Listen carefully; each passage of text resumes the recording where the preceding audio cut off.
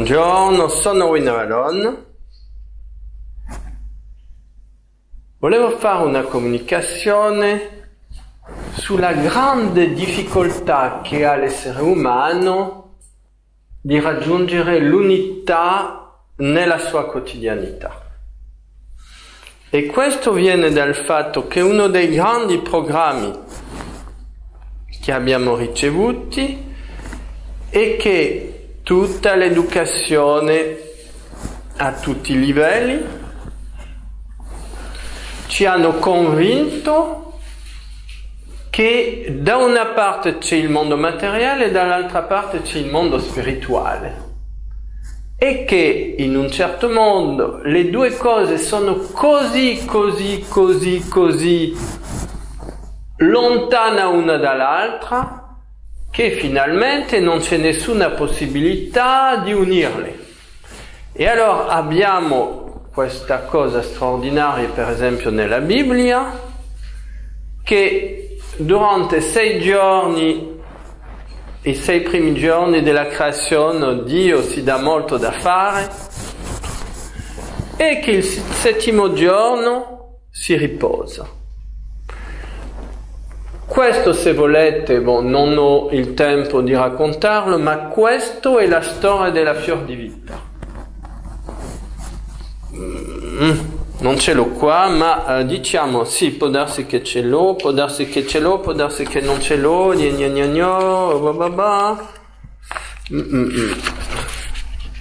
non mi sembra di averlo qua, sì, ce l'ho qua, ma non è molto... Non ci ho pensato a quello perché quando faccio una cosa non è che la rifletto molto prima di farla, ma sì, allora, se la trovo e se non la trovo, l'ho trovata. Allora, guardate questi 2 simboli. Prendiamo quello. Voilà, plom. Allora, fior di vita. Allora, vedete all'interiore della fior di vita il seme di vita. E questa è la rappresentazione di come è stato creato il mondo. Il primo giorno viene creato la prima sfera. Vi ricordo che Dio è una sfera di quel centro dappertutto e la periferia da nessuna parte. Tutta una storia. Il secondo giorno c'è la seconda sfera. Dell'unione di 2 sfere nasce una vesica Piscis. Vedremo questo più avanti. Il terzo giorno una terza sfera, il quarto giorno una quarta, il quinto una quinta, il sesto una sesta sfera, sesta sfera come in portoghese, e quando viene formato la sesta sfera, automaticamente nasce una settima sfera in mezzo alle 6 prime, e questo fa che il sesto giorno Dio può guardare, Dio compie la sua creazione e da questa creazione nasce qualcosa di improvviso, che è la settima sfera. E questo è assolutamente fantastico. E ne abbiamo qua un'illustrazione. Qua ci sono le 6 sfere, dove non c'è la settima, ma la settima è la circonferenza che contiene le 6 vesica Piscis, che sono i punti di intersezione di 2 sfere tra di loro. E totalmente... queste sono le vesica Piscis di intersezione di 3 sfere. E questa è la vesica Piscis di un'intersezione di 2 sfere. E la cosa straordinaria perciò è che questo significa ogni volta che ci diamo da fare per compiere un lavoro c'è sempre una parte improvvisa che ci va a permettere di fare uscire di questa creazione che abbiamo messo in moto un elemento inaspettato che possiamo considerare come il regalo dell'azione. E quello perciò è il simbolo delle 6 sfere che si aggiungono una dopo l'altra. E allora, di questa storia biblica straordinaria nasce l'idea che i 6 primi giorni Dio lavora e perciò i 6 primi giorni pom pom pom pom pom uno si lavora e il 7° giorno uno si riposa. E allora c'è stata questa simulazione totalmente incredibile, allucinante e completamente assurda, che il risultato che 6 giorni nella settimana si lavora e che la domenica per i cristiani, il sabato per gli ebrei, il venerdì per i musulmani, uno si riposa. E allora da qua si è completamente amplificata l'idea che durante 6 giorni ci consacriamo sul piano materiale, il 7° giorno alle cose spirituali, e fra e in mezzo c'è un no man's land totale, una barriera, una frontiera, una parete, una mura, una muraglia assolutamente insormontabile.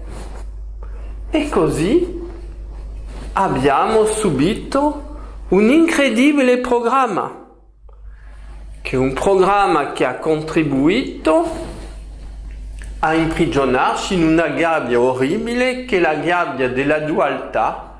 E allora il risultato, che è particolarmente forte nel mondo cristiano,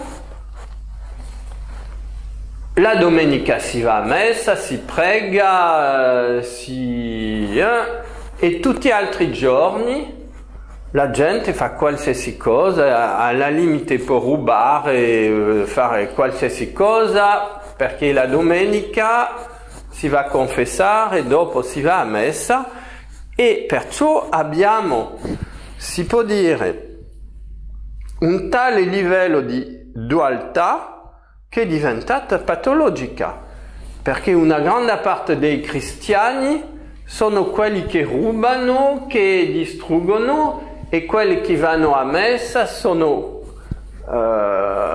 che hanno il col bianco e tutto questo, a volte sono i ladri finanziari più potenti. Nell'Islam è un po' diverso, perché c'è la preghiera 5 volte al giorno, che significa che veramente la gente è invitata a collegare il più possibile l'azione con questa offerta e questa richiesta di comunicazione con ciò che è al di là del mondo fisico-materiale e lavorativo. Ma in ogni modo c'è lo scopo, qualsiasi sia la tradizione a quale siamo collegati, è di uscire di questa polarizzazione psicotica, può quasi dire, e di cominciare a realizzare la meditazione in ognuna delle nostre azioni. Perciò si tratta di spiritualizzare l'azione e nello stesso tempo di materializzare lo spirito. Perché non ha nessun senso di cercare Dio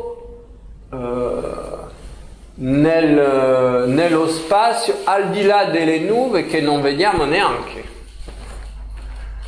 E allora tutto il lavoro consiste a realizzare il divino nell'azione, se vogliamo dire a fare nascere Dio sulla terra. È interessante questo, ma non nella nostra testa, nella nostra cellule.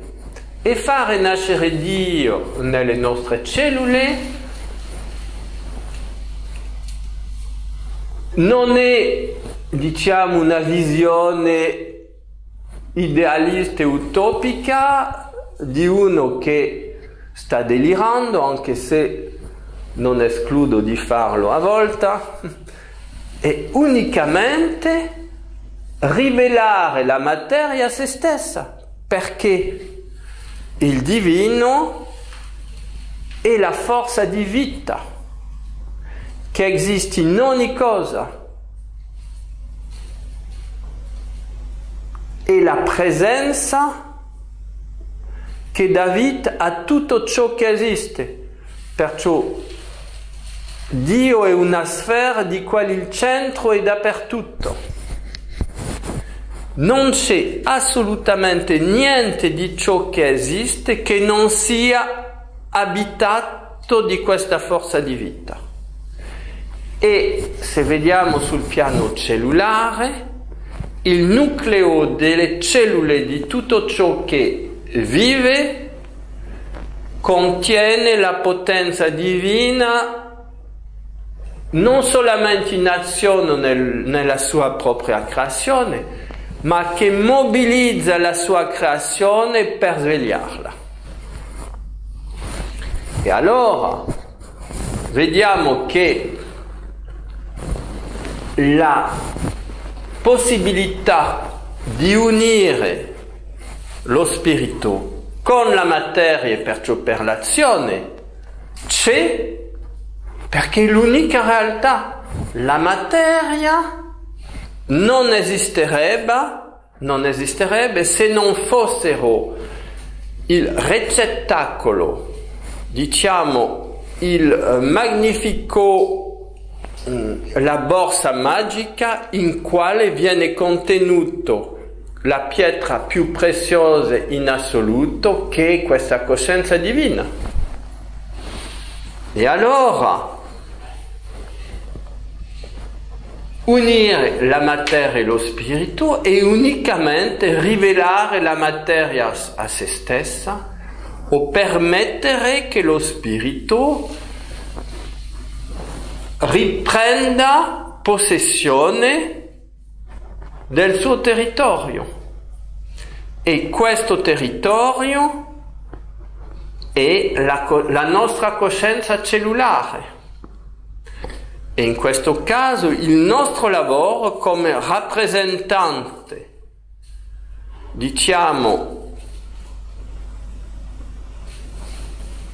della molteplicità divina o dell'unità divina nella molteplicità, il nostro lavoro è progressivamente, attraverso il lavoro di purificazione, di liberare il citoplasma delle nostre cellule di tutta la contaminazione che ci è accumulata, per fare una volta il citoplasma letteralmente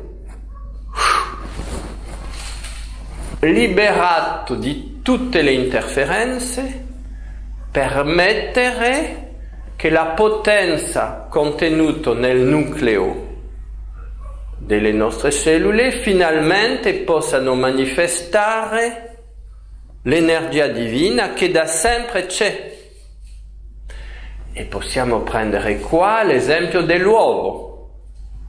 L'uovo è una cellula.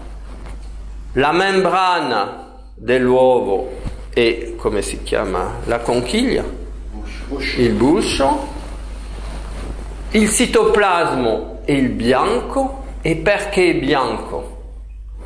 Perché è puro. E il nucleo centrale è giallo. Perché è giallo? Perché visto che il citoplasma o il bianco è puro, il centro capta l'energia solare o la forza pranica, che è la luce dorata dell'amore incondizionato di Dio, che viene concentrato nel nucleo delle cellule di tutto ciò che esiste, di quale l'uovo è una rappresentazione assolutamente straordinaria e favolosa, perché dall'uovo può nascere di nuovo la vita. È così che se noi riusciamo a unire, a manifestare lo spirito nella materia, succederà una cosa straordinaria, e che metteremo al mondo il nostro essere divino, il nostro bambino divino eterno. E quello è il gioco straordinario della creazione. Dopo, come realizzare la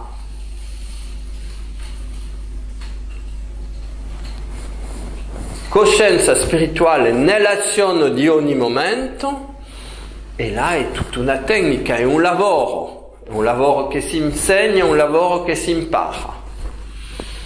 Ma un elemento molto importante è di riuscire